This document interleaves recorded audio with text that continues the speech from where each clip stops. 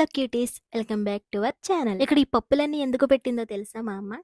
మీ అందరికీ తెలిసే ఉంటుంది. పిండి వంటలు అయితే చేస్తుంది. ఫస్ట్ ఇక్కడ జంతికలకి ప్రిపేర్ చేసేసుకుంటుంది. పిండి ఆడించడానికి ఇవ్వాలి కాబట్టి. మా అమ్మ స్టైల్లో జంతికలు కాబట్టి కొలతలన్నీ తవ్వల్లోనే తీసుకుంటుంది, కేజీల్లో కాదు. ఇక్కడ 2 కేజీల బియ్యానికి ఒక తవ్వ శనగపప్పు, ఒక పావు తవ్వ పెసరపప్పు, ఒక తవ్వ అంటే అర కేజీ. దాన్ని బట్టి చూసుకోండి ఎంత వేస్తుందో.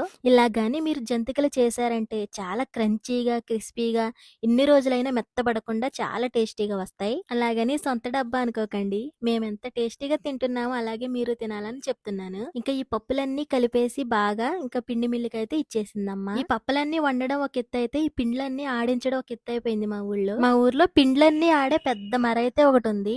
పాపం ఆయనకి ఆ మర పాడైపోయిందంట, బాగు చేయించాలంట. ఇంకా వేరే మర దగ్గరికి వెళ్ళడం స్టార్ట్ చేశారు. దాంతో జనాలు ఎంత క్యూ కట్టేశారంటే చాలా టైం పట్టేసింది. అదేమో చిన్న అర కేజీకి 5 రూపాయలు తీసుకునే వాళ్ళు 2 రెట్లు పెంచేసి 15 రూపాయలు తీసుకుంటున్నారు.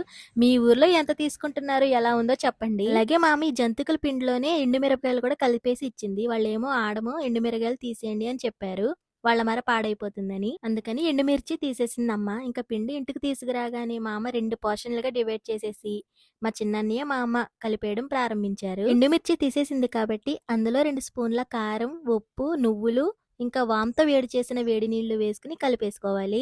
ఫస్ట్ 2 సార్లు వేడి నీళ్లు కలిపి వేసింది అమ్మ. ఆ తర్వాత చల్లని నీటితోనే కలిపేసింది. ఫస్ట్ కొంచెం సేపు కలుపుకున్న తర్వాత ఉప్పు చూసుకోవడం అస్సలు మర్చిపోకూడదు. ఇంకా కలిపేసుకుని పిండి పక్కన పెట్టేసుకుని ఒక 10 నిమిషాలు రెస్ట్ అయితే ఇచ్చేయాలి. ఆ తర్వాత జంతికలు వేసేసుకోవడమే. మా అమ్మ కొంచెం కొంచెం పిండిని తీసుకుని వాటర్ తో కలుపుకుంటూ మెత్తగా చేసుకుని ఇలా జంతికలు వేస్తుంది. మా పెద్దన్నయ్య డ్యూటీకి వెళ్ళిపోయాడు. మా చిన్నన్నయ్య పిండి కలిపేసిన వెంటనే పనుందని ఇటో బయటికి వెళ్ళాడు. నేను, అమ్మ, డాడీ జంతికల దగ్గర అయితే కూర్చున్నాం. మా అమ్మ అయితే డాడీని అస్సలు చెయ్యనివ్వదు, వద్దంటుంది. కానీ మా డాడీ మా ఇద్దరిని చూసి హెల్ప్ చేస్తానని వస్తారు ప్రతి సంవత్సరం. ఎందుకు డాడీ అంటే ఇంట్లో పని చేసుకోవడంలో తప్పేముంది అని అంటారు. మా డాడీ జంతికల్ని ఆయిల్లో ఫ్రై చేస్తారు మేము వేస్తుంటే.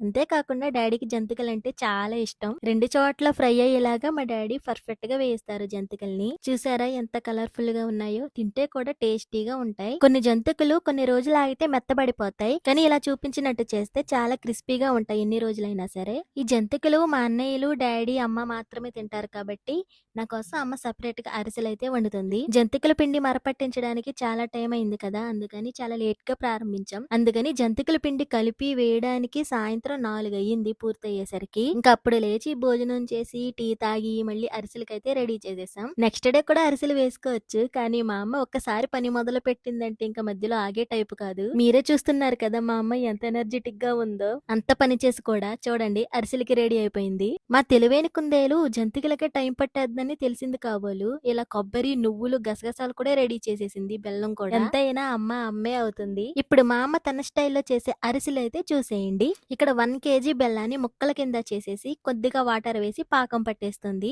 కొంచెం పాకం వచ్చిన తర్వాత టెస్ట్లు అయితే మొదలు పెట్టేయాలి. కొంచెం కొంచెం బెల్లం పాకాన్ని వాటర్ లో వేసుకోవాలి. అది ఇలా కొంచెం గడ్డ కడితే సరైన పాకం రెడీ అయిపోయినట్టే. పాకం గడ్డకుండా కొంచెం కొంచెం స్ప్రెడ్ అవుతూ పలచగా ఉన్న పాకం రెడీ అవ్వనట్లే అస్సలు వేయకూడదు పిండి. కరెక్ట్ గా వాటర్ లో వేయగానే అలా గడ్డ కట్టిన తర్వాత అప్పుడు అందులో నెయ్యి, ఎండు కొబ్బరి, నువ్వులు, కొంచెం గసగసాలు వేసేసిందమ్మ. కొన్ని నువ్వులు బయట అరిసెలో అద్దడానికి పక్కకు ఉంచేసింది. ఇంక ఇవన్నీ బెల్లం పాకంలో కలిపేసుకున్న తర్వాత బియ్యం పిండి వేసేసుకుని కలిపేసుకోవాలి. ఇప్పుడు మా అమ్మ ఎంత సింపుల్ గా చేసేస్తుంది కానీ అరిసెలు. మా చిన్నప్పుడైతే మా అమ్మ రక్తాలు చిందించేది టేస్టీగా చేయడానికి. ఎంతో మందిని పిలిచి ఇంటికి తీసుకొచ్చి చేయించేది. వాళ్ళు కూడా చెడగొట్టేసేవారు అరిసెలు. ఇంకా మా అమ్మ స్వయంగా నేర్చుకుంది. ఇంకా వాళ్ళకి వీళ్ళకి అప్పచెప్పడం ఏంటని. మీ ఇంట్లో కూడా ఇలా ఎవరైనా ఉన్నారా? కామెంట్స్ లో చెప్పడం మర్చిపోకండి. స్వయంగా నేర్చుకున్న వాళ్ళు. అరిసెల పిండి కలపడానికి మా చిన్న నేర్చి మళ్ళీ హెల్ప్ చేశాడు. పిండి బాగా కలిసిపోయింది అని అనుకున్నప్పుడు పైన మా అమ్మ వేరుశనగ నూనె వేసింది, చలిమిడి మాయిశ్చర్ పోకుండా ఉండడానికి. ఇంకా 10 నిమిషాలు రెస్ట్ ఇచ్చేసి అరిసెలు అయితే స్టార్ట్ చేసేసింది. కొన్ని నువ్వులు పిండిలో వేసింది, ఇంకో కొన్ని నువ్వులు పైన అయితే అద్దింది. గసగసాలు పైన వేసింది, ఎందుకంటే ఆ టైంకి గసగసాలు లేవు. మా అన్నయ్యని బయటికి పంపించాను తేవడానికి. వాడేమో తేవడానికి లేట్ అయిపోయింది. పైన గసగసాలు అద్దొచ్చు అనుకున్నాం గాని అవి అద్ది ఆయిల్లో వేసేటప్పటికి విడిపోయాయి. అవేమో అరిసెకి అంటుకుని ఉండడం లేదు నువ్వుల్లాగా. అందువల్ల గసగసాలు అద్దడం ఆపేసింది. ఇంకా ఈ అరిసెల్ని కూడా మా డాడీయే ఫ్రై చేస్తున్నారు. ఇంక ఈ అరిసెలన్నీ అయ్యేటప్పటికి నేనైతే రాత్రి అయిపోతుంది అని మా అమ్మతో బెట్ కట్టాను. మా అమ్మ మాత్రం ఓన్లీ అరగంట చాలు ఈ పిండికి అని అంది. గెస్ చేయండి, నేను చిత్తుగా ఓడిపోయాను. అరగంట కూడా కాదు, ఇంకా 10 నిమిషాలు తక్కువ ఉంది. ఇంక పావు గంటలోనే పూర్తి చేసేసింది మమ్మీ. ఇంతకీ అరిసెల్లోకి బియ్యం పిండి గురించయితే చెప్పలేదు కదా! బియ్యం పిండిని ఎలా నానబెట్టుకుందంటే, ఒక్క నైటే నానబెట్టింది.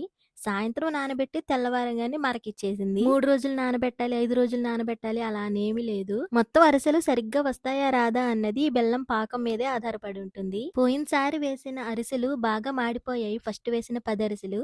ఎందుకంటే జంతికలు వండేసిన వెంటనే అరిసెలు వేసేసాం. ఆ వేడి నూనెకి బాగా మాడిపోయాయి అరిసెలు.